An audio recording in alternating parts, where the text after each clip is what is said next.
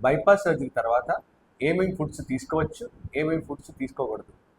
Mutton, beef, prawn, అప్పడాలు, వడియాలు, ఊరగాయలు, పచ్చడిలు, vada, bonda, bajji, puri, parotta, fast food items, pizza, burger, fried rice, noodles.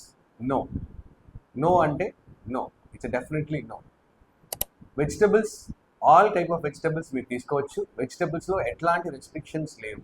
Unless మీకు స్పెసిఫిక్ మెడికేషన్స్ ఉంటే తప్ప వెజిటబుల్స్లో ఎలాంటి రెస్ట్రిక్షన్స్ లేవు. గడ్డకూరలు తినవచ్చా, ఆకుకూరలు తినవచ్చా, ఆ పప్పు తినవచ్చా, ఈ పప్పు తినవచ్చా అని నన్ను అడుగుతారు. కానీ అన్నీ తీసుకోవచ్చు. But moderation is the key. అంటే మీరు ఏం తీసుకున్నా దాన్ని ఒక సైకిల్లో తీసుకోండి. ఒకరోజు తీసుకున్న ఫుడ్ మళ్ళీ 2 days తర్వాత రొటేట్ చేయండి. సో మీకు డయట్ బ్యాలెన్స్ అవుతుంది, మీకు హెల్తీ ఫుడ్స్ దొరుకుతాయి. Second, non veg. Definitely you have to take high protein diet. So 2 egg whites per day is must. So chicken, egg and fish, definitely a big yes.